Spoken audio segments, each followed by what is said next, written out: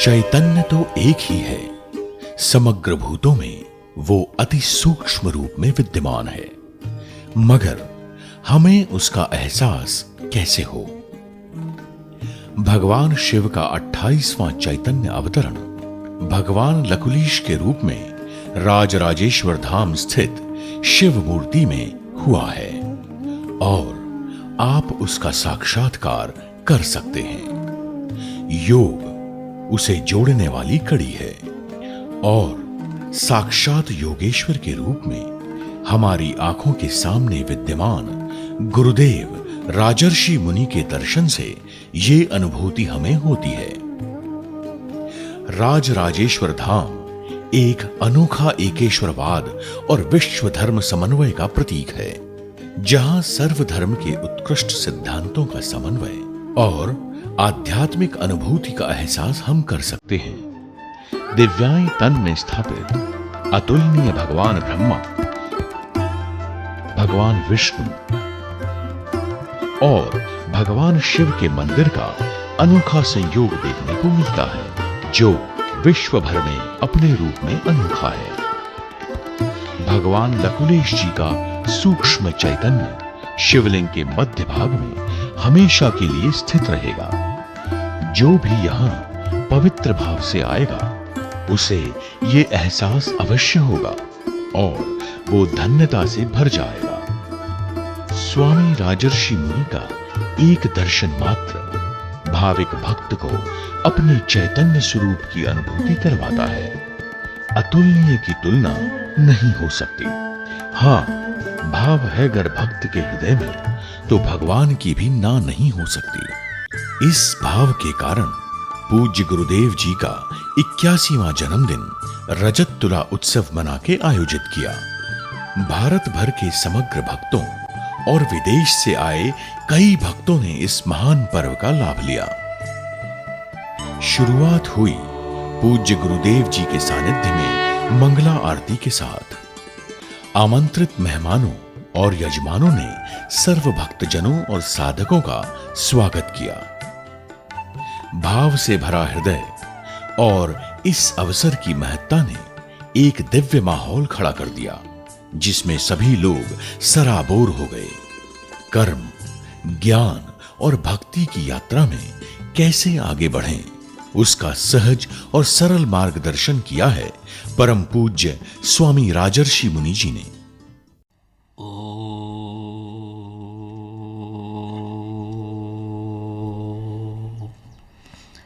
नमः शिवाय गुरवे सच्चिदानन्दमूर्तये। नमस्तस्मै नमस्तस्मै नमस्तस्मै नमो नमः।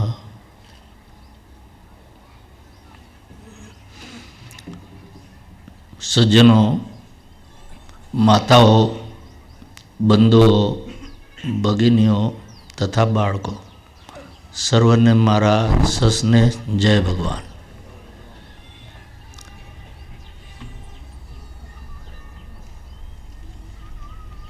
આમ તો હું 2007ના ફેબ્રુઆરીથી એકાંતવાસમાં હતો, પણ આપણા સંસ્થાના આગેવાન ટ્રસ્ટીઓ અને કાર્યકરોએ મને વિનંતી કરી કે આપને 80 વર્ષ પૂરા થાય છે અને 81મા વર્ષમાં પદાર્પણ કરો છો, ત્યારે અમારી ઈચ્છા એની ઉજવણી કરવાની છે। અમે ઈચ્છીએ છીએ કે આપની રજત તુલા કરીએ। આપ બહાર પધારો અને પરિવારને મળો અને પ્રવચન પણ આપો। તમે બધાએ તમારા જન્મદિવસની ઉજવણી કરવા ઈચ્છો છો, પણ મને જેમ જન્મદિવસ નજીક આવે છે ને, એમ મારે જે કાર્ય કરવાનું છે એ હજી બાકી રહી ગયું છે, એની યાદ સતાવે છે।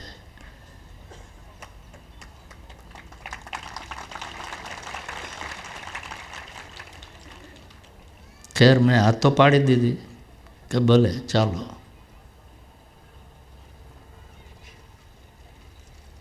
અને આજે આપણે પરિણામે બધા ભેગા થયા છીએ. તમે સૌએ પ્રેમથી રજત તુલા કરી.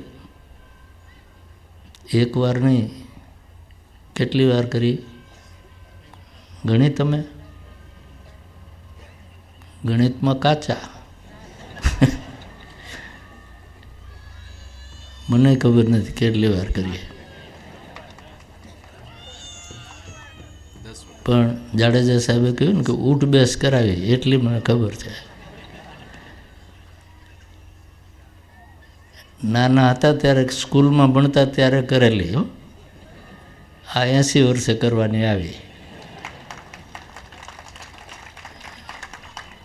સ્કૂલમાં તો માસ્તર આપણને કહે એટલે કરવી પડે.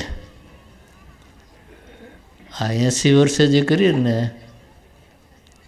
એ મારો એક માસ્તર ઉપર બેઠો છે,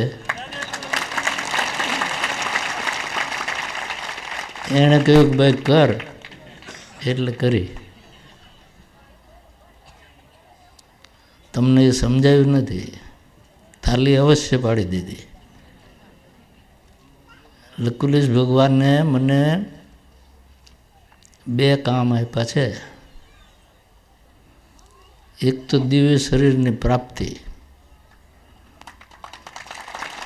લકુલિશ ભગવાને આપણી પરંપરામાં આ દિવ્ય શરીરની પ્રાપ્તિનું લક્ષ્યાંક આપ્યું છે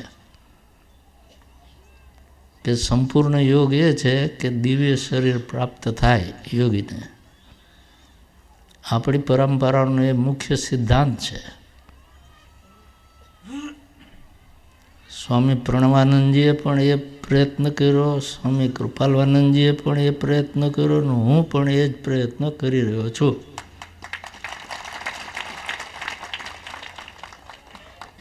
એટલી તો તમને સમજ પડી ગઈ છે કે આ સરળ કામ નથી. પ્રણવાનંદજી મીઠા,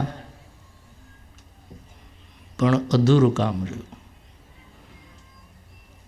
ગુરુજી, બાપુજી, કૃપાલવાનંદજી મીઠા, પણ અધૂરું કામ રહ્યું. હું પણ મથું છું, અધૂરું છે, પણ અધૂરું રહ્યું એમ કહેવાય નહીં હજી.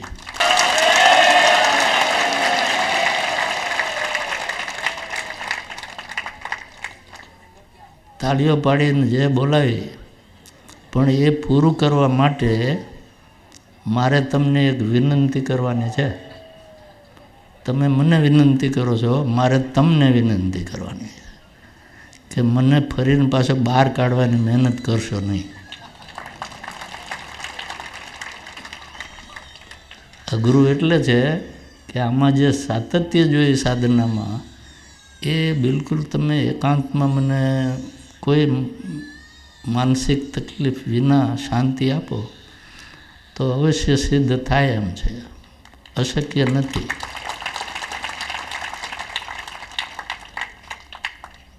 પણ તમે ઉઠબેસ કરાવો છો, અને દાદાજીએ મને કામ આપ્યું છે એટલે મારે ઉઠબેસ કરવી પડે છે. એક જ કામ હોત તો ઉઠબેસ ના કરો, પણ બીજું કામ સંસ્કૃતિના પુનરુત્થાનનું મને સોંપ્યું છે,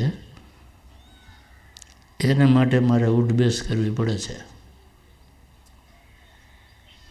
દિવ્ય શરીરની પ્રાપ્તિમાં તમારી મને કોઈ મદદની જરૂર નથી, પહેલેથી હું કહું છું. એ સાધના તો મારે વ્યક્તિગત કરવાની છે. બીજું જે આપણું ધ્યેય છે, ભારતીય સંસ્કૃતિનું પુનરુત્થાન કરવાનું, એમાં અવશ્ય તમારી મદદની જરૂર છે. એ કોઈ એક વ્યક્તિ ન કરી શકે. સંન્યાસી હોય, સિદ્ધ હોય તોય ન કરી શકે. સંસ્કૃતિનું ઉત્થાન તો લોકોએ કરવાનું છે ને, લોકોમાં થવાનું છે. સંન્યાસી કોઈ સાધના કરીને પોતે સિદ્ધ થઈ ગયો, પણ એથી લોકોને તો લાભ થયો નહીં ને. આ સંસ્કૃતિનું ઉત્થાનમાં લોકોનો ફાળો જોઈએ. એમની પણ તૈયારી જોઈએ, એમનો સહયોગ જોઈએ, તો એ વસ્તુ સિદ્ધ થઈ શકે. સંન્યાસી માર્ગદર્શક બની શકે, પણ કાર્ય તો તમારે કરવાનું છે. અને દાદાજી પાસે મેં આ પ્રશ્ન રજૂ કર્યો છે. પ્રબોધન અભિયાન તમે પુસ્તિકા વાંચી હોય તો એમાં વાંચજો કે સંન્યાસી સાધના કરે કે આ કરે. એમણે કહ્યું કે સાધના કરવી જોઈએ અને આ કામ હું સોંપું છું તો એ પણ કરવું જોઈએ. સાધના મુખ્ય છે, પણ આ કાર્ય છે દાદાજીએ સોંપેલું છે, એટલે ભલે ગૌણ પણ એનો સ્વીકાર તો કરવો જ પડે. પણ દાદાજીએ રસ્તો બતાવ્યો કે પ્રવૃત્તિ માર્ગ પણ શરૂ કરવો જોઈએ, એકલો નિવૃત્તિ માર્ગ નહીં. સંન્યાસ એ નિવૃત્તિ પક્ષ છે. એટલે સંન્યાસી જે બને છે એને તો સાધના જ કરવાની છે. સંન્યાસનો અર્થ એમ છે કે એને જગત સાથે નિસ્બત રાખી નથી, તો પછી જગતમાં એને રસે શું હોય? એને સાધનામાં જ રસ પડવો જોઈએ. અને જો એને સાધનામાં રસ પડે તો જગતે સમજવું જોઈએ કે હવે એને આપણામાં રસ પડાવવો ન જોઈએ.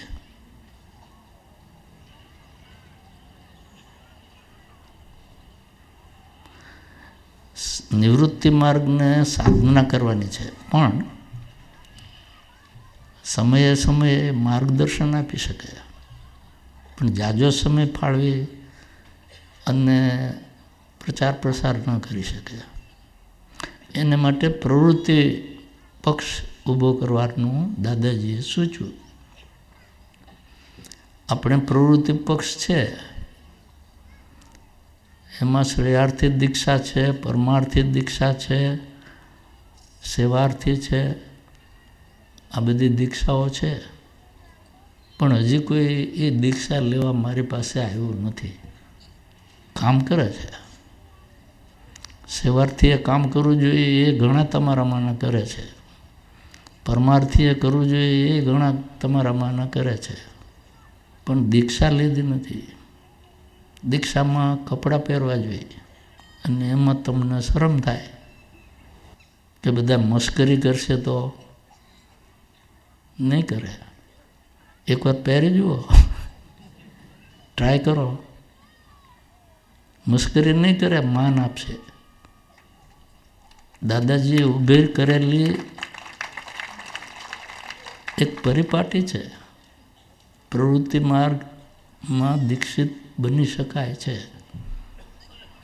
આપણે આ લાઈફ મિશન શરૂ કર્યું ત્યારે મેં કહેલું કે મારે ઓછામાં ઓછા 5 વ્યક્તિ એવા જોઈએ કે ફૂલ ટાઈમ સેવા આપવા તૈયાર હોય. હું એમને માર્ગદર્શન આપું એ પ્રમાણે 5 જણ તૈયાર થઈ ગયા, જોડાયા, તે સેવા કરે છે, પણ કોઈ દીક્ષા લીધી નથી. એમને શરમ થાય છે. એમને એમ થાય છે કે તમે ક્યાંક મશ્કરી કરશો તો, તમે જો ખાતરી આપો કે મશ્કરી નહીં કરો તો દીક્ષા લ્યો. આપો છો ખાતરી? ચોક્કસ? અને પછી મશ્કરી કરી તો?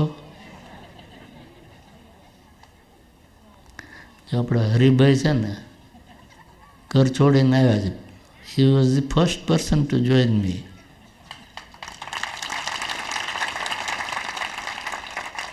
એટલે હું એમ જ કહું છું કે ભાઈ અમે લાઈફ મિશન શરૂ કર્યું ત્યારે હરી કરે એ ખરી, પણ હરિભાઈને હું કહું કે તમે એ જ કામ કરો છો, જરા લુંગી બુંગી પહેરો. તો કે ના, એ મને શરમ થાય. તમે આમ તો બધા એમને માન આપો છો, બાપા બાપા કહો છો, તો કંઈ મશ્કરી થોડી કરવાના છો. એક કેડર થાય, કેડરથી કામ થાય છે. એક વખત શરૂ થશે, હું સમજું છું કે આ શરમનો કંઈક શેરડો નડે છે આમાં, પણ એક વખત જો કોઈ તૈયાર થઈ જશે ને પછી જુઓ તમારામાંથી અરજી આવવા માંડશે, ગુરુજી મારે આ દીક્ષા લેવી છે, ત્યારે મારે પસંદગી કરવી પડશે, ત્યારે ટકોરો મારવો પડશે, ને વહેલા આવશે તો વગર ટકોરે પહેરાવી દઈશ કપડાં. આ રણજીતભાઈ એ કામ કરે જ છે, એ એમના ઘરનું કોઈ કામ કરતા નથી, હરિભાઈ નથી કરતા, એમના દીકરા બધું સંભાળે છે, એમ રણજીતભાઈના દીકરા બધું સંભાળે છે. પણ હું એમ કહું કે તમે આ પહેરો જરા વસ્ત્રો, દાદાજીએ કહ્યું છે, તો કે દાદાજી મોટા માણસ એ તો કહે, પણ અમારેથી એમ પહેરી થોડા લેવાય. સંકોચ છે એટલે. પણ દાદાજીએ જે સૂચ્યું છે તે એ છે કે આ પ્રવૃત્તિ પક્ષે સંભાળવાનું છે, નિવૃત્તિ પક્ષવાળા સંન્યાસીએ તો માર્ગદર્શક બનવાનું છે. અત્યારે તમે બધા એમ જ માનો છો કે આ ગુરુજીએ શરૂ કર્યું છે એટલે ગુરુજીએ જ બહાર નીકળવું જોઈએ, ને ગુરુજીએ જ બધું માર્ગદર્શનને આપવું જોઈએ, ને ગુરુજીએ જ ઉઠબેસ કરવી જોઈએ. કરવી જોઈએ. દાદાજીએ મને કામ સોંપ્યું છે એટલે કરવી જોઈએ ને, એટલે કરું છું. પણ તમે જે તાલી પાડી ને એ સમજાવું છું કે મારે જે તમને કંઈક કરીને બતાવવાનું છે એને માટે મને એકાંત મળવું જોઈએ ને સમય મળવો જોઈએ. બધા કહે છે કે વહેલા દિવ્ય શરીર આપને પ્રાપ્ત થાય એવી શુભેચ્છા, 81મા વર્ષે બધી શુભેચ્છા મેં એમ જ વહેલા થઈ જાઓ. સૌને એટલી તો ખબર છે કે મોડું થયું છે, નહીં તો એમ કહે નહીં કે વહેલા થઈ જાઓ. એ વહેલા કહે છે ને ત્યારે હું સમજું છું કે આ મારા ઉપર કટાક્ષ કે આટલી બધી વાર લાગી, હવે તો કાંઈક વિચારો.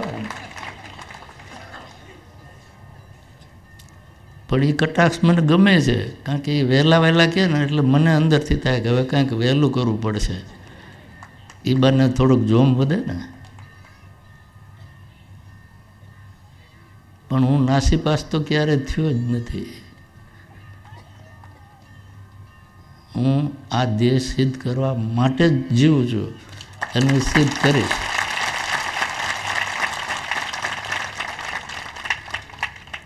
પણ તમારે બધાએ આજે આગળ વક્તાઓએ વાત કરી ને એ તમારા ઇન્વોલ્વમેન્ટની વાત કરી છે. તમે તાલીઓ પાડો છો પણ ઇન્વોલ્વ નથી થતા.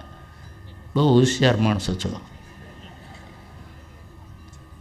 કે પ્રસંગે આપણે જાવું, મોટી સંખ્યામાં જવું, તાલીઓ ખૂબ પાડવી અને પછી બીજો પ્રસંગ આવે ત્યાં સુધી જવું નહીં. આ તમારો સિદ્ધાંત થઈ ગયો છે, એમાં કંઈક ફેરફાર કરવો જોઈએ. મેં માળખું બનાવીને આપ્યું છે. આપણું આખો પ્રવૃત્તિ પક્ષનું માળખું ગામડાના લેવલથી, નાના લેવલથી તાલુકો, જિલ્લો, રાજ્ય કક્ષા, જુદા જુદા રાજ્યોમાં, ભારતમાં અને જગતમાં, વર્લ્ડ ઓવર કેવી રીતે આ અભિયાન કામ કરે એનું માળખું આપી દીધું છે. પણ એ માળખામાં હજી કોઈ રિક્રુટ આવ્યો નથી. આ તમે જાહેરાત કરી કે 81મો જન્મદિવસ છે ગુરુજીનો, પધારજો, તો આટલા બધા આવ્યા. જો રણજીતભાઈ એમ જાહેરાત કરી હોત કે ગુરુજી 81ના જન્મ દિવસે બધાને આમાં દીક્ષા આપવાના છે પ્રવૃત્તિ માર્ગમાં, ઈચ્છા હોય એ આવજો, તો હારામાં હારું થઈ જાય. કોઈ જ દેખાત નહીં. અને હરિભાઈને સમય માગવી ન પડત કે આટલા બધા આવ્યા ને વ્યવસ્થા નહોતી. આવું જાહેર કરો તો વ્યવસ્થા તરત તમારી થઈ જાય. તમારે બધાએ આમાં રસ લેવો પડે. સંસ્કૃતિનું પુનરુત્થાન સંન્યાસી માટે નથી, એ સંસ્કૃતિથી પર છે. એને તો અંદરનું સાધના કરવાની છે. સંસ્કૃતિ જગતમાં, સંસારમાં, વ્યવહારમાં જે જીવે છે એમને માટે છે. સંસ્કૃતિ તો સંસ્કાર શબ્દ ઉપરથી છે.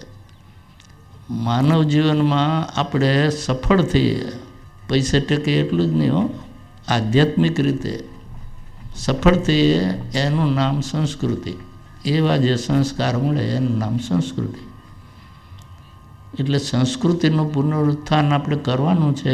એમાં માત્ર વ્યવહારિક વાત નથી, પારમાર્થિક વાત પણ છે. માનવ જીવનના બે પાસા છે, વ્યવહારિક પાસું અને પારમાર્થિક પાસું. આપણે બધા વ્યવહારિક પાસામાં તો એટલા બધા ખૂંપી ગયેલા છીએ અને એટલા બધા હોશિયાર પણ છીએ કે એમાં કાંઈ શીખવાનું આપણને જરૂર જ નથી. પણ પારમાર્થિક પાસામાં આપણે વીક છીએ, નબળા છીએ, એમાં રસ પણ નથી. એ નહીં શીખીએ તો આપણે મનુષ્ય નથી. માત્ર વ્યવહારિક પાસું સંભાળીએ જીવનમાં તો ભલે માણસનું શરીર આપ્યું છે ભગવાને, પણ આપણે માનવ જીવન જીવી ગયા એમ કહેવાય નહીં. વ્યવહાર તો પશુ પક્ષીમાંય છે. વ્યવહારિક પાસામાં બે પુરુષાર્થ આવે છે, અર્થ પુરુષાર્થ અને કામ પુરુષાર્થ. પણ આપણા શાસ્ત્રો મનુષ્ય માટે બીજા બે પુરુષાર્થ સૂચવે છે, ધર્મ પુરુષાર્થ અને મોક્ષ પુરુષાર્થ. અર્થ પુરુષાર્થ એટલે આપણે જે કમાણી કરીએ છીએ, અર્થ એટલે ધન, એમ આપણે એનો અર્થ કરીએ છીએ. પણ એ ધન કમાઈએ છીએ ધન ખાવા માટે નહીં, પણ પેટ ભરવા માટે. રૂપિયો ખવાતો નથી. કમાઈએ છીએ રૂપિયા, પણ ખવાય છે રૂપિયો? એમાંથી આપણે અનાજ ખાઈએ છીએ પેટ ભરવા માટે. આપણું અને આપણા કુટુંબીઓનું ભરણ પોષણ કરવા માટે આપણે કમાવવું પડે છે. એ અર્થ પુરુષાર્થ છે. તો આપણે કમાઈએ છીએ ને આપણા કુટુંબીઓનું ભરણ પોષણ કરીએ છીએ, એમ પશુ પક્ષી કરે છે ને ભાઈ. પશુમાં ઓછી બુદ્ધિવાળો કોણ? તમને બધાને થયું કે નાપાસ થઈ જાય પરીક્ષામાં, એના કરતાં બોલવું જ નહીં. પણ કોઈક માણસમાં ઓછી બુદ્ધિ હોય તો તમે તરત એને કહેશો સાવ કોના જેવો છે? ગધેડા જેવો છે. જોકે ગધેડો એમાં સંમત નથી હો. એ કહે છે કે ના ના, એના કરતાં જ મારામાં વધારે છે. પણ આપણે એમ માનીએ છીએ આપણી દૃષ્ટિએ કે ગધેડામાં ઓછી બુદ્ધિ છે. પણ એ ગધેડો એ પેટ તો ભરી લે છે ને ભાઈ. ગધેડાના બાળ બચ્ચા પેટ ભરી લે છે. બીજો પુરુષાર્થ કામ પુરુષાર્થ. આપણે આપણો વંશ વેલો આગળ વધારીએ છીએ, બાળ બચ્ચા પેદા કરીએ છીએ. તો ગધેડો એમ કરે છો. આ ગધેડાને આવડે છે, દરેક જીવને આવડે છે. કીડી મકોડાથી માંડી અને હાથી સુધીના મોટા પ્રાણીને પેટ કેમ ભરવું એ આવડે છે. આપણી કોઈ સ્કૂલમાં એ શીખવા આવતા નથી. પણ હું એમ માનું છું કે શિક્ષણ ન હોય ને તો એ પેટ ભરતા તો બધાને આવડે છે. એમ શિક્ષણ ન હોય તો એ બાળ બચ્ચા પેદા કરતા એ બધાને આવડે એવું છે. અર્થ અને કામ પુરુષાર્થમાં કાંઈ શીખવાની જરૂર નથી. ભગવાને એ ગિફ્ટ તો દરેકના મગજમાં મૂકી જ છે. પશુ પક્ષીની કોઈ શાળા નથી, એમ તો એ પેટ ભરી લે છે. નાનકડી ચકલી છે ને એના માળામાં રહે,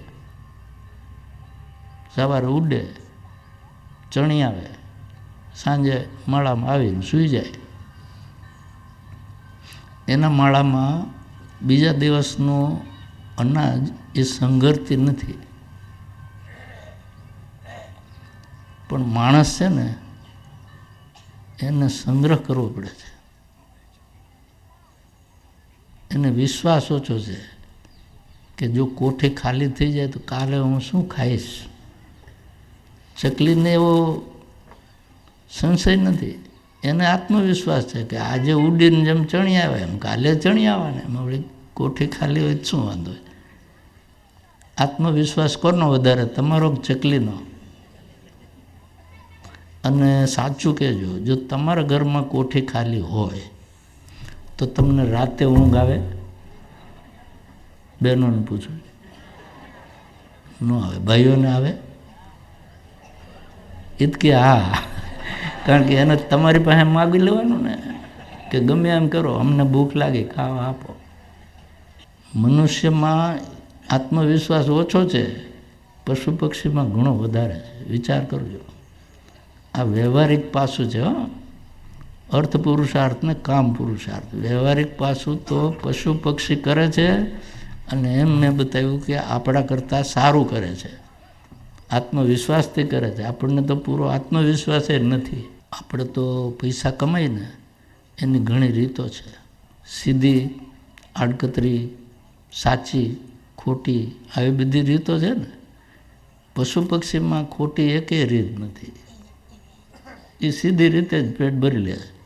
પશુ કોઈના ખેતરમાં જઈને ચરી આવે અને કોઈક માલિક આવી ગયો કે અરે કોકનું ઢોર મારા ખેતરમાં ક્યાંથી, તો એ ઢોર ઉપર 2 લાકડી મારી દે. પણ પશુએ ચરી તો લીધું ને, 2 લાકડી ખાઈ લીધી, કામ પતી ગયું. આપણે કોકના ખેતરમાં ચરી આવીએ છીએ છાનામાના અને ખબર પડવા દેતા નથી. બને છે ને એવું. હમણાં છાપામાં આવે કાળું નાણું સરકાર કઢાવે પરદેશથી તો ખબર પડે કે ખોટું કેટલા ચર્યા. એટલે આપણે વધારે પડતા હોશિયાર છીએ વ્યવહારિક પાસામાં. એમાં વિવેક પણ ભૂલી જઈએ છીએ અને સાચીને સારી રીતે વ્યવહાર ચલાવવાને બદલે ખોટી રીતે ને અવળી રીતે વ્યવહાર ચલાવવા માંડી જઈએ છીએ. ભગવાનને આટલા માટે આપણને બુદ્ધિ આપી છે. ભગવાને આપણને બુદ્ધિ આપી છે એ કુમાર્ગે કે ખોટા માર્ગે જવા માટે નહીં, સન્માર્ગે જવા માટે આપી છે. આપણે લોકોની પાસે સન્માર્ગ બતાવવાનો છે કે ભાઈ મનુષ્ય થયા છીએ તો આપણે સન્માર્ગે ચાલીએ. અને સન્માર્ગે ચાલવાનું આપણે બતાવવું હોય તો આપણે એમને ધર્મ પુરુષાર્થ આચરવાનું કહેવું જોઈએ. એ ત્રીજો પુરુષાર્થ છે ધર્મ પુરુષાર્થ. એ પશુ પક્ષી માટે નથી, એ મનુષ્યો માટે છે. પશુ પક્ષી આગળ જો હું આ ભાષણ કરવા જાઉં તો શું થાય? આપણી કહેવત છે ને, ભેંસ આગળ ભાગવત. એટલે ભેંસ પાસે આપણે આખું ભાગવત વાંચી જઈએ તો ભેંસ ડાય થઈ જાય. તમે ડાયા થયા છો? કેટલી વાર ભાગવત સાંભળ્યું? ઘણી વાર ભાગવત સાંભળ્યું છે ને કથા, પણ આપણે ડાયા થયા છીએ? તો ભેંસમાં ને આપણામાં ફેર શું? અહીં તો માણસ આગળ ભાગવતે એવું જ છે, ભેંસ આગળ ભાગવત જેવું. પણ આપણે એવું નથી કરવું. તો કમસે કમ ઉદાહરણ પહેલું આપણે જગતને આપવું જોઈએ કે અમે લાઈફ મિશનમાં માનીએ છીએ, ભગવાન લકુલિશજીના આદેશમાં માનીએ છીએ, સ્વામી કૃપાલાનંદજીમાં માનીએ છીએ, મુનિજીમાં અમને શ્રદ્ધા છે. તો પહેલાં આપણે ધર્મ આચરણ કરી અને સન્માર્ગે ચાલવાની કોશિશ કરીએ અને બીજાને કહીએ કે તમે પણ ચાલો, તો ખરાબ કામ છે? તો ધર્મ પુરુષાર્થ કરવો એ મનુષ્યની ફરજ છે. એક શીખ ધર્મના એક ગુરુ થઈ ગયા. એમણે એમ કહ્યું કે ભાઈ મારે તમારા કંઈ પૈસા નથી જોતા, અનાજ પાણી કાંઈ નથી જોતું, વસ્ત્ર ભેટ કાંઈ નથી જોતું, મારે તો 5 પ્યારે જોઈએ છે, 5 પ્યારા. અરે કે અમે આટલા બધા છે, તમારા પ્યારા જ છે, બધા તૈયાર થઈ ગયા. તો કે એમ નહીં, સમજી લો જે તૈયાર થશે ને એનું મારે માથું જોઈએ છે. તલવાર કાઢીને ઉભા રહ્યા કે ચાલો કોણ તૈયાર છે? આ તમે આટલા બધા ભેગા થયા છો ને હજારો, એમ હજારો વ્યક્તિઓ બેઠા હતા, કોણ હલે? મારા હાથમાં તલવાર નથી તોય તમે હલતા નથી. પણ જો સાચી તલવાર હોય તો કોણ હલે? બોલો કે ભાઈ આ લ્યો ગુરુજી, આ માથું લઈ લો. પણ દરેક જગ્યાએ આપણે કહીએ છીએ ને આપણે હોશિયાર છીએ, પણ કોક તો મૂર્ખ હોય ને. એ એક મૂર્ખ ઊભો થયો કે ગુરુજી આ હું તૈયાર છું, ચાલો. સ્ટેજ ઉપર બોલાવ્યો. પછી અહીંયા પડદો છે ને જેમ સ્ટેજમાં, એવો પડદા વાહે લઈ ગયા ગુરુજી એને. 2-4-5 મિનિટ પછી ગુરુજી આવ્યા બહાર. તલવાર લોહીથી નીતરતી હતી. એટલે શું અંદર થયું એ તો તમે સમજી ગયા ને. ગુરુએ કહ્યું ચાલો એક તો મળ્યો પ્યારો, બીજો કોણ તૈયાર થાય છે? હવે આ તલવાર ઉપર લોહી જોઈને કોઈ તૈયાર થાય? બોલો, પહેલો તો ભૂલમાં તૈયાર થઈ ગયો. એને એમ કે ગુરુજી કહે કે તલવાર મારશે થોડા, હવે તો આ જોઈ ગયા, તો એ મૂરખ ઉપર કોક તો શેર ઉપર હવા શેર હોય એમ હવા મૂરખ હોય ને, તે બીજો તૈયાર થયો, એને લઈ ગયા ને એને એવી જ રીતે પાછા તલવાર લઈને બહાર આવ્યા કે હજી ત્રીજો, એમ કરીને 5 જણ તૈયાર થયા ને 5ના માથા ગુરુએ વાડી નાખ્યા એમ બધાને થયું. પછી કે હવે મારે કોઈની જરૂર નથી, બસ 5 જ વ્યક્તિ મારે 5 જ માથા જોઈતા હતા. બધા સ્તબ્ધ થઈ ગયા કે આવો તો ગુરુ હોય. ગુરુ પાસે તો આપણે આશીર્વાદ આપીએ કે મને આ માંદો થયો છે તો હાજો થઈ જાવ, આ હાજાને મારી નાખ્યો, એવા ગુરુ હોય? એવા ગુરુ હતા નહીં. પછી એમણે હાથ પાડો કે ફલાણા ફલાણા ફલાણા 5 નામ લીધા, ફટાફટ બહાર આવ્યા પડદામાં અહીંયાથી જીવતા. તો બધા આશ્ચર્ય પામી ગયા કે આ ગુરુજી આમને મારી નાખ્યા હતા, શું થયું? ગુરુ કે ભાઈ કોઈને તલવાર મેં મારી નથી, મેં તો આ રંગમાં બોળી હતી. અંદર રંગનું પીપળું રાખ્યું હતું ને પેલાને ઊભો રાખીને પીપળામાં બોળીને બહાર લાવતા હતા તલવાર. પણ એમાં જે 5 તૈયાર થયા ને એમણે કહ્યું કે આ 5 છે ને એ હવે તમારા સેનાપતિ છે, તમારામાં કોઈમાં હિંમત નથી, એનામાં હિંમત છે, એ માથું આપી દેવા તૈયાર છે. અને એમ એ શીખ ગુરુએ એક લશ્કર ઊભું કર્યું આખું. શાને માટે? એમને રાજ્ય જીતવું નહોતું, શીખ ધર્મના રક્ષણ માટે. મુસલમાનો હિન્દુસ્તાનમાં આવ્યા ને ત્યારે બધાને કન્વર્ટ કરતા હતા. શીખ ધર્મના રક્ષણ માટે શીખ ગુરુએ આ રીતે લશ્કર ઊભું કર્યું. બોલે એનું ગુરુનું કામ છે લશ્કર ઊભું કરવાનું.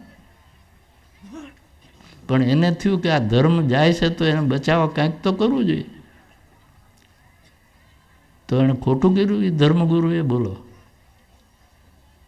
અને પંજ પ્યારે ઊભા થયા ને તો આજે શીખ ધર્મ અકબંધ છે.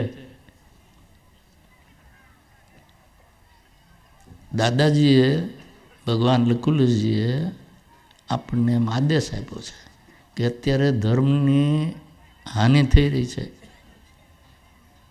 તો એ વખતે હવે એનું પુનરુત્થાન કરવા માટે પ્રયાસ કરવો જોઈએ. મને તલવાર ન આપી, નહીં તો આપ્યો તો હું આ ખેલ કરી બતાવત તમને. પીપળાવાળો પણ તલવાર ન આપી.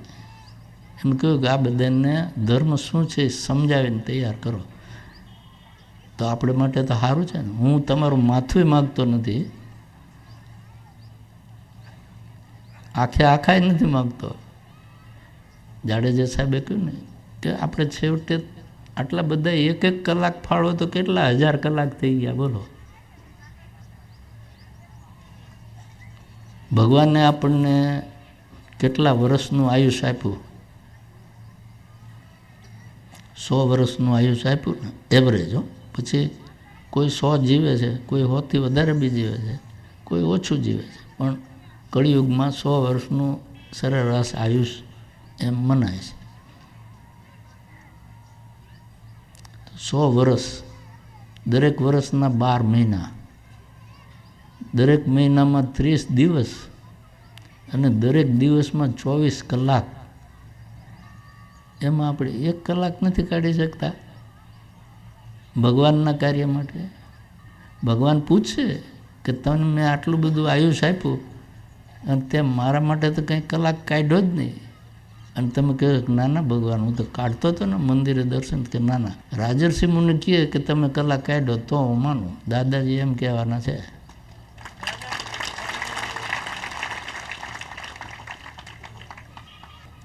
આ લાઈફ મિશનમાં જે તમે સમય આપશો ને એટલો દાદાજીના ચોપડે નોંધાવાનો છે. એ પ્રભુનું ભાથું છે.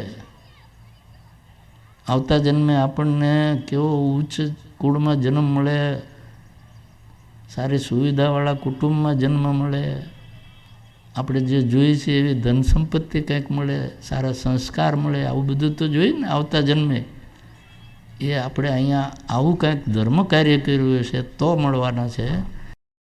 શાસ્ત્રમાં કહ્યું છે આહાર નિદ્રા ભય મૈથુનમ ચ સામાન્યમ એતદ પશુભીર નરાણામ.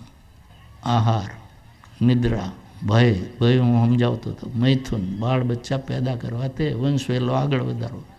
સામાન્યમ એતદ પશુભીર નરાણામ.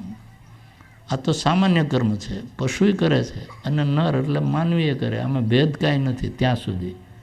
માનવીને પશુમાં આટલું આપણે કરીએ ને, પેટ ભરીએ, ખાઈ પીને ઊંઘીએ, આપણું રક્ષણ કરી લઈએ અને બાળ બચ્ચા પેદા કરી લઈએ, એટલું કરીએ છીએ. એમાં આપણે પશુ કરતાં જરાય વિશેષ નથી. પશુ પક્ષી આ કરે જ છે. પછી આગળ કહે કે ધર્મ તેષામ અધિકો વિશેષ. મનુષ્ય માટે ધર્મ એક વિશેષ પુરુષાર્થ છે, અધિક પુરુષાર્થ છે.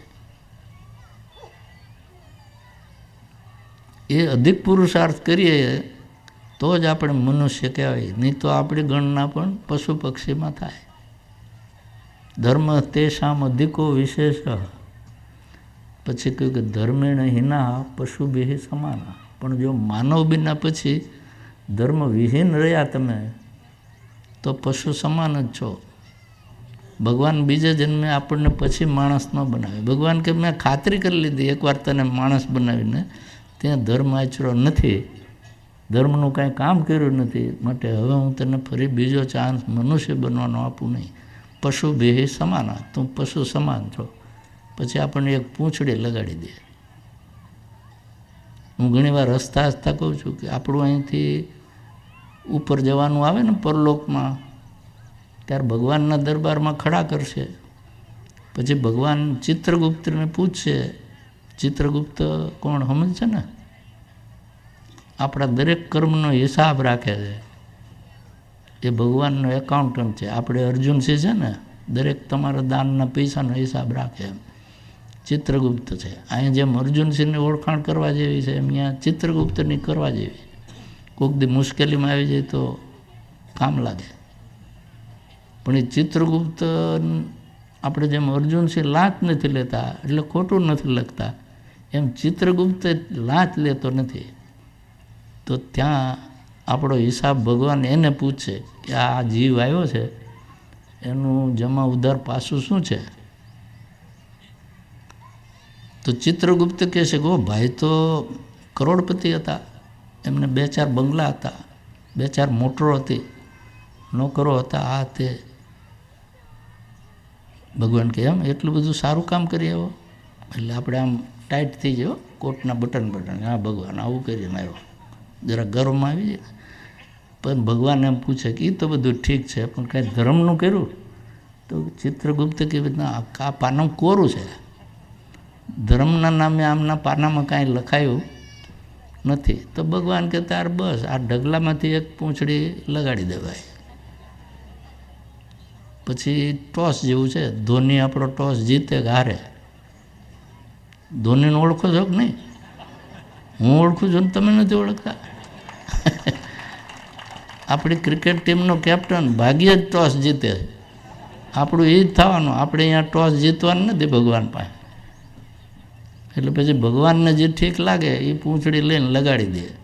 આપણા નસીબે ગધેડા નહીં આવે, હો, કૂતરા નહીં આવે, ઉંદર નહીં આવે, બિલાડી નહીં આવે અને વાંદરા નહીં આવી જાય. પણ પશુ જ થવાનું રહે. પછી માનવ થવાનો હક આપણને રહેતો નથી. તો ધર્મ પુરુષાર્થ છે એ એટલા માટે કરવો જોઈએ કે આવતા જન્મે પાછા માણસ બનીએ. આ જન્મ અહીંયા ખાવા પીવામાં સુધરી ગયો એટલે બધું સુધરી નથી જતું ભાઈ. એ ધર્મ કમાવાનો છે. અહીંયા જેની પણ કમાણી કરવી છે. આપણે પૈસા કમાવામાં એટલા બધા રત થઈ ગયા છે કે ધર્મની વાત ભૂલી ગયા છે. અને જો ધર્મ નહીં કમાઈએ તો બીજા જન્મે કૂતરો ગધેડો બનવું પડે. હું ઘણીવાર કહું છું કે ભગવાન તો એ દયાળુ તો છે જ. આપણે કહીએ છીએ ને ભગવાન તો દયાળુ છે. ચિત્રગુપ્ત કહે કે ભગવાન તમે આ પૂંછડી લગાડીને તો આ બિચારો કૂતરો થઈ ગયો, પણ એ કરોડપતિ હતો આગલા જન્મે, એનું તો કાંઈક પૈસા કમાણો, એનું તો કંઈક આપો વળતર. તો ભગવાન કે હા એનું આપવું પડે. હો વાત તારી સાચી છે. તો ભગવાન એમ ડિસિઝન લે ચાલ એને કરોડપતિનો કૂતરો બનાવી દો. કરોડપતિનો કૂતરો, કૂતરા ઘણી જાતના છે, રસ્તે રખડે ને એ રોડપતિના કૂતરા કહેવાય, અને મોટરમાં ફરે ને એ કરોડપતિના કૂતરા કહેવાય. તમે જોયા છે કે નહીં? મોટરમાં કૂતરા ફરતા જોયા છે ને? એ તમે હવે જ્યારે કૂતરો જુઓ ને મોટરમાં ફરતો ત્યારે યાદ કરજો કે આ મુનિજી કહેતા તે એ ભાઈ છે.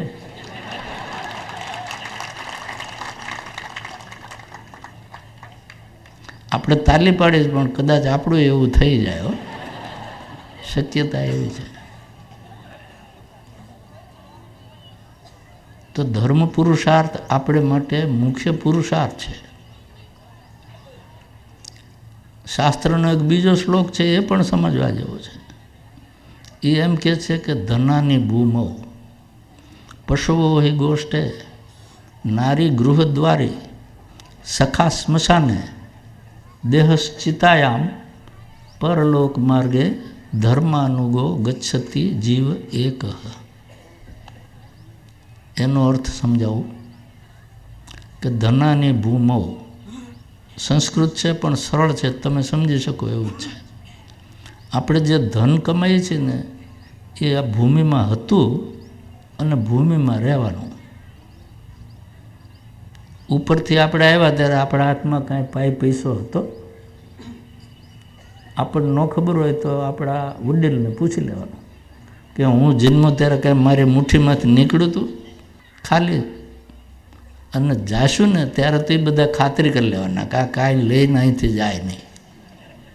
મુઠ્ઠીમાં નહીં, કદાચ કાંડે બાંધ્યું છે ને, કાંડે શું બાંધો ભાઈઓ? શું બાંધે કાંડે? ઘડિયાળ. એ લગભગ સાચો ટાઈમ ન બતાવતી હોય, પણ એ ઘડિયાળે બધા કાઢી લેવાનો કે હવે અમને ટાઈમ જોવાની કાંઈ જરૂર નથી. એટલે પાછા આપણે હતા એવા ને એવા કરીને મોકલે. અહીંથી કાંઈ લઈ જવાતું નથી, ત્યાંથી કાંઈ લવાતું નથી. તો એનો અર્થ છે કે બધા જ જો માનવીઓ ખાલી હાથે આવે ને ખાલી હાથે જાય તો આ જગતમાં ધન સંપત્તિ છે એ તો બ્રહ્માજીએ બનાવીને મૂકેલી છે, એની જ છે. આપણે બધા એને આવીને આગી પાછી કરી જઈએ છીએ. સંપત્તિ રોજ ખસે છે ને, લ્યો આપણા ખિસ્સામાં, કોકના ખિસ્સામાં, એના ખિસ્સામાં, ત્રીજામાં, ચોથામાં પૈસો આમ ફરતો જ રહે, પણ એ કોઈનો થયો નથી. એ સમજે છે કે આ બધા અહીંથી જતા રહેશે ત્યારે આપણે જ અહીં રહેવાનું છે. એટલે અજર અમર કોણ છે? તમે નહીં, પૈસો. એ તો અહીં જ રહેવાનું, એ મરવાનું નથી, આપણે જવાનું છે. ધનાની ભૂમો પશુઓ હોય ગોષ્ઠે, પશુ હોય ને એ ધન છે ને, માલધારીઓ છે તો એની પાસે ગાય ભેંસ, આપણે ઘેટા બકરા, આ બધું પશુધન છે. તો એ પશુ હોય ને તો એ ગોષ્ઠે એટલે ગમાણમાં બાંધેલું રહે. આપણે જઈએ ત્યારે કાંઈ સાથે આવે નહીં. આપણે જઈએ ત્યારે કોઈ સગાવાલા એમ કહેતા નથી કે ભાઈ તમને ચાનું બંધાણ છે ને તે ત્યાં દૂધ મળે ન મળે એક ગાય લેતા જાઓ અહીંથી, આપણી પાસે ગાયો છે. તો ગાય આવે, ગાય કહે કે હું શું કામ જાઉં, એ મેરો જ તે એ જાય, હું શું કામ જાઉં? આપણું કાંઈ નથી, પશુ એ આપણું નથી. આપણે માનીએ છીએ કે આ મારી માલિકીનું છે. ધનાની ભૂમો પશુઓ હિ ગોષ્ઠે. પછી નારી ગૃહદ્વારી, આ કુટુંબ કબીલાની વાત કરે છે. આપણને કુટુંબ માટે કેટલો બધો મોહ છે. આપણા કુટુંબની, એના પછીના કુટુંબની, એના પછીના એમ 7 પેઢી સુધીનો મોહ છે આપણને. જગતનો નહીં હોય પણ કુટુંબનો મોહ તો છે જ બધાને. આપણે ઘણી વાર કહીએ છીએ ને કે કમાણી કેટલી કરવી છે, 7 પેઢી ખાય એટલું તો છે. પણ 7 પેઢીનું આપણે શા માટે ભેગું કરીએ છીએ એ કોઈ દિવસ વિચાર્યો છે શાંતિથી? મેં કહ્યું ને, ચકલીના માળામાં કાલનું અનાજની કોઠી ભરેલી નથી. આપણે તો આખી જિંદગીનું, પછી આપણા દીકરાનું, બીજી પેઢીનું, એના દીકરાનું, ત્રીજી પેઢીનું, એના દીકરાનું, ચોથી પેઢીનું, એમ 7 પેઢીનું કમાઈ જવું છે. હું ઘણીવાર કહું છું કે તમે વિચારો કે તમારે 7 પેઢીનું શા માટે કમાવું છે, તો જવાબ એમ આવશે કે હું એમ સમજું છું કે મારો દીકરો, એનો દીકરો, એનો દીકરો બધા બુદ્ધિના બેલ પાકવાના છે, એમને કમાતા આવડશે નહીં, એટલે મારે એમના વતી કમાઈ જવાનું છે. પણ એમ માનો ને કે બાપ કરતાં બેટો સવાયો થશે, એનું કરી લેશે, આપણે શું એટલી બધી ચિંતા છે. એટલે એમાંથી નવરા જ થતા નથી આપણે. પછી ધર્મનો ટાઈમ ક્યાં રહે? ધનની પાછળ દોડીએ છીએ તો ધર્મનો ટાઈમ જ રહેતો નથી. એ ધન કમાવવું છે એ કુટુંબ માટે કમાવવું છે પહેલું, પરાર્થ માટે નહીં. પરમાર્થ એમાંથી કરવો છે એમ નહીં.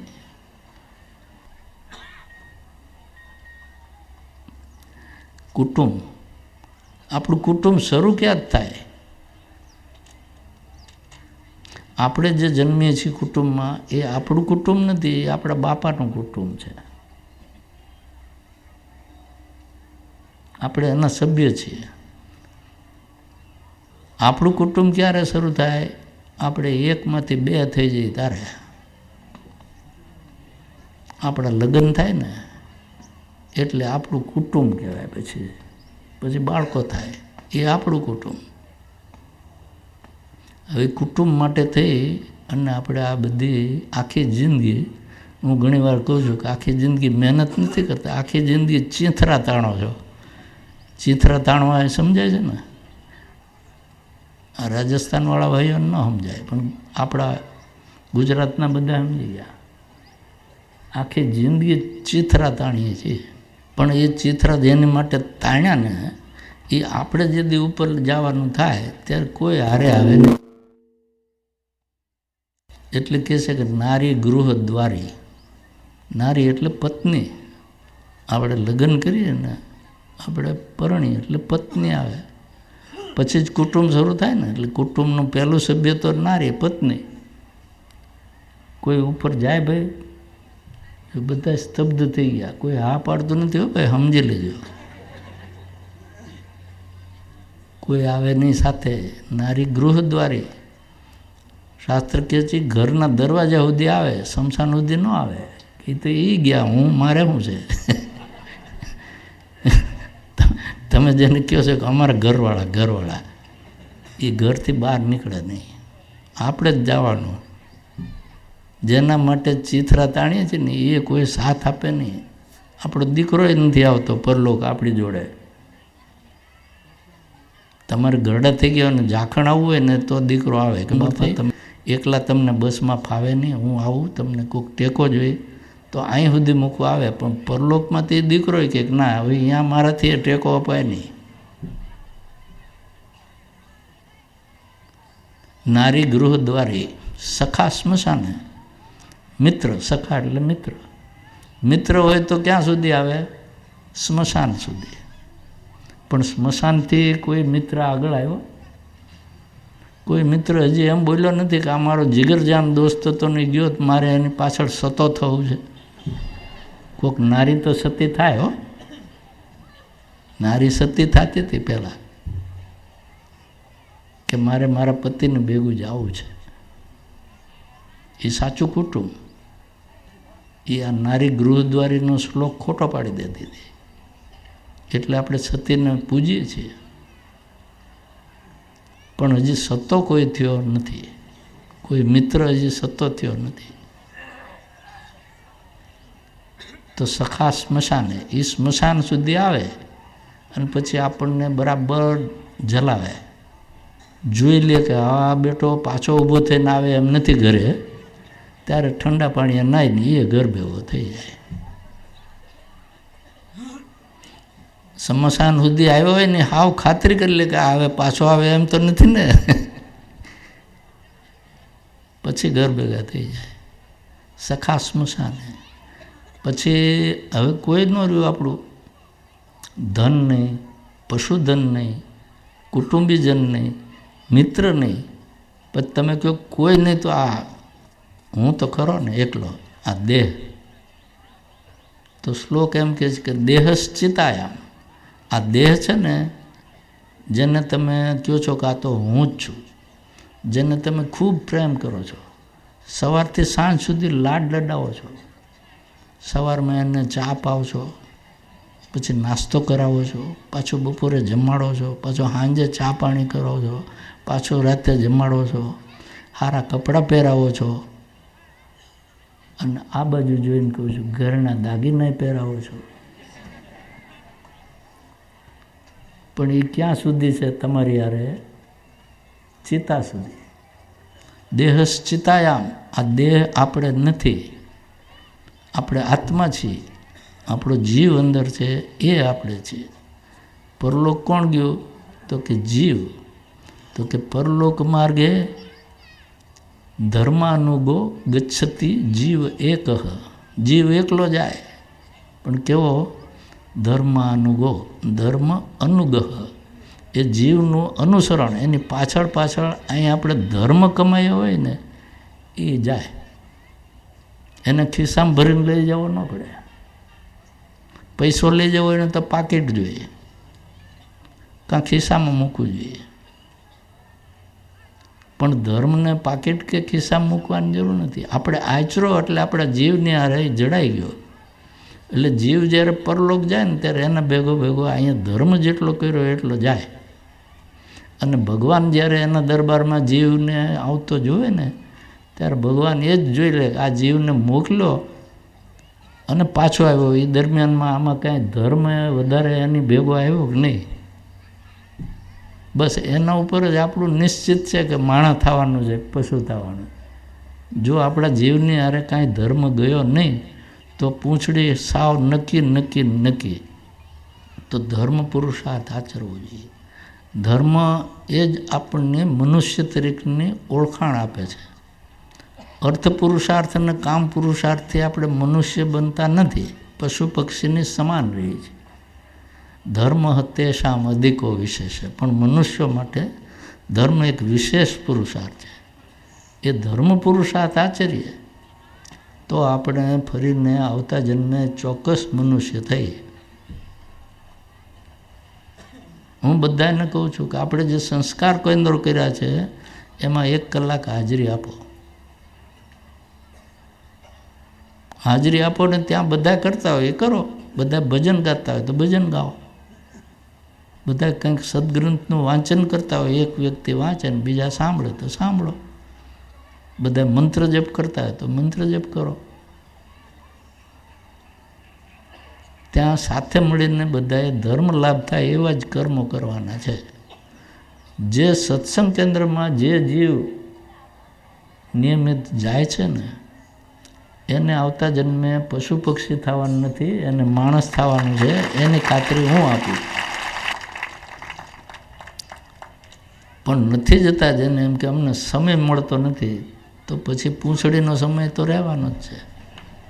અને એકવાર પૂંછડી મળી જાય ને પછી સમય ને સમય, પછી ક્યાં આપણે નોકરીમાં રહેવાનું છે.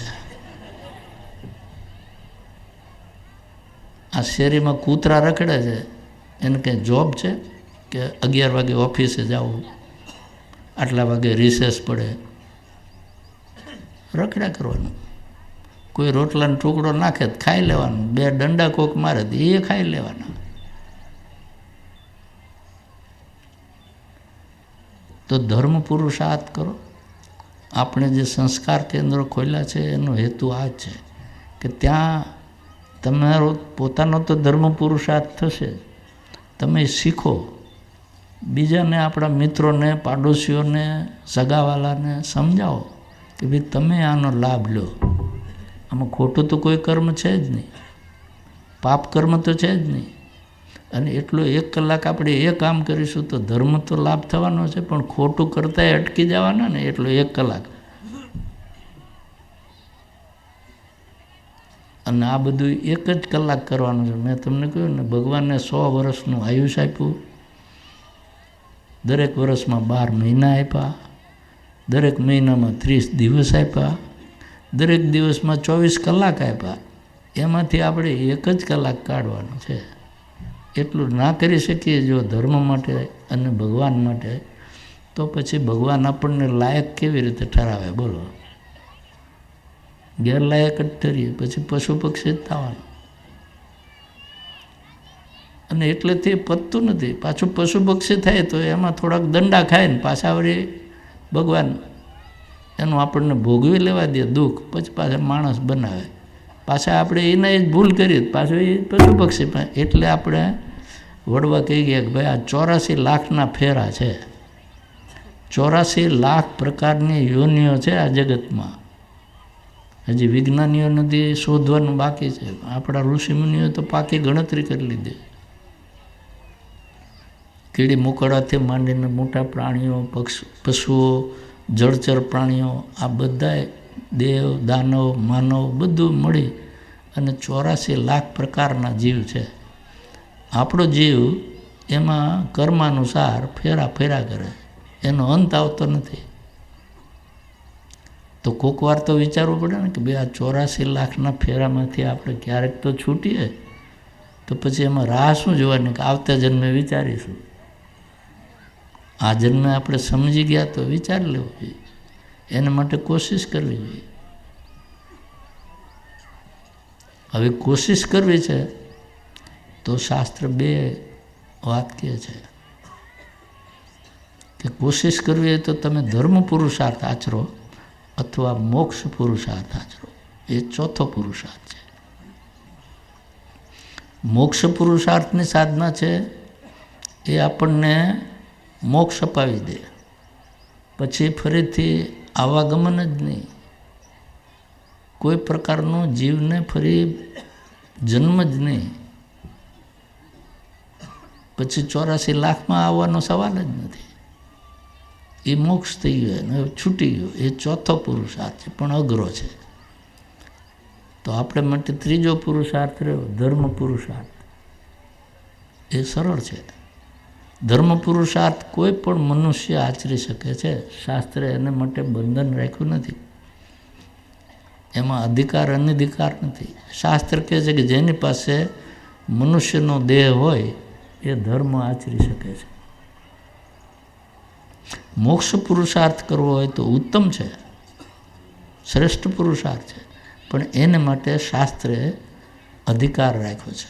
અધિકારી હોય તેનાથી જ એ પુરુષાર્થ આચરી શકાય, અનધિકારીથી આચરી શકાય નહીં. અધિકાર જોઈતો હોય તો એ પણ શાસ્ત્રે બતાવ્યું છે. વિવેક, વૈરાગ્ય, મુમુક્ષુતા અને ષટ સંપત્તિ, આટલા ગુણો આપણામાં હોવા જોઈએ. વિવેક, આપણે એકાબીજાને મળીએ છીએ ને આવો બેસો માન આપીએ છીએ, એ વિવેક સામાન્ય વિવેક. એ આપણો વ્યાવહારિક વિવેક છે. આ પારમાર્થિક વિવેક છે. આ વિવેકમાં આપણે એમ સમજવાનું છે વિવેક બુદ્ધિથી કે છેવટે સત્ય શું છે અને અસત્ય શું છે, કરવા લાયક શું છે અને ન કરવા લાયક શું છે. આ બધી વસ્તુનો સમજપૂર્વક, વિવેકપૂર્વક આપણને જ્ઞાન મળે એનું નામ વિવેક. એ વિવેક જ્ઞાન છે. તો એ વિવેક આપણામાં હોવો જોઈએ જો આપણે મોક્ષ પુરુષાર્થ આચરવો હોય તો. બીજું વૈરાગ્ય. વૈરાગ્ય એટલે શું? માત્ર આ કપડાં પહેરી લઈએ અને મુંડન કરાવી લઈએ એટલે વૈરાગ આવી ગયો છે એમ નથી. વૈરાગ અંદરથી જો દિલમાં પ્રગટે પછી કપડાં પહેરવાના છે. પહેલાંના જમાનામાં એમ હતું. આજના જમાનામાં હવે ગુરુઓએ ગમે એને પહેરાવી દે છે. એનામાં વૈરાગ પ્રગટ્યો હોય કે ન પ્રગટ્યો હોય. અને કપડાં પહેરી લેવાથી કંઈ દિલ બદલી જતું નથી. દિલ બદલી ગયું હોય તો કપડાં પહેરો તોય વાંધો નથી, ન પહેરો તોય વાંધો નથી. પણ કપડાં પહેરવાથી લાભ એ છે કે જો તમે વૈરાગ આવ્યો હોય અને ઘર છોડીને આ કપડાં પહેરી લો ને તો તમને સમાજ ખાવાનું આપે. આ લાભ છે ને. સમાજ એટલા માટે ખાવાનું આપે છે સંન્યાસીઓને કે જે આપણે નથી કરી શકતા એ આ માણસ કરવા તૈયાર થયો છે તો આપણે એને એટલીસ્ટ એટલું સહાય કરો કે એને પૈસો કમાવાની તકલીફ ન પડે, એને પેટ પૂરતું ખાવાનું આપી દો. સંન્યાસીઓને સમાજ ભોજન, વસ્ત્ર અને નિવાસસ્થાનની સુવિધા કરી આપે છે, તો એ સંન્યાસી સાધના કરી શકે. તમે મને એટલી વ્યવસ્થા કરી આપી માટે હું સાધના કરું છું. તમે કહો ગુરુજી તમે તમારી રીતે મકાન બાંધી લેજો, હવે અમે કાંઈ તમને આપીએ નહીં, ખાવાનું તમારી રીતે કમાઈ લેજો, તો મારે પાછું વ્યવહારમાં પડવું પડે, પાછી નોકરી ધંધો કરવો પડે, તો આ સાધના કરવાનો સમય ના રહે. મોક્ષ પુરુષાર્થ છે એ પૂરા સમયનો પુરુષાર્થ છે. જેમ વ્યવહારમાં તમારે નોકરી ધંધો કરો ને તો 7-8 કલાક કામ કરવું પડે ને, એમ આમાંય 7-8 કલાક સાધના કરવી પડે. પણ જો સંન્યાસી થયા પછી તમે મને ભોજન આપો, વસ્ત્રો આપો ને હું સાધના ન કરું તો તમે સારા માણસ છો, તમે તો મારામાં વિશ્વાસ રાખીને આપો છો, પણ હું સાધના ન કરું તો હું તમને છેતરું છું, હું દંભ કરું છું. તો દંભી તો ખરાબ છે. ગીતામાં આસુરી સંપત્તિમાં પહેલું લક્ષણ કયું છે કે દંભો દર્પો અભિમાનસ છે, ક્રોધ પારુષ્યમેવ છે. આ આસુરી સંપત્તિ છે. જે માણસ દંભ ઉપર ઉતરી ગયો ને એ અસુર છે, એ રાક્ષસ છે, દૈત્ય છે.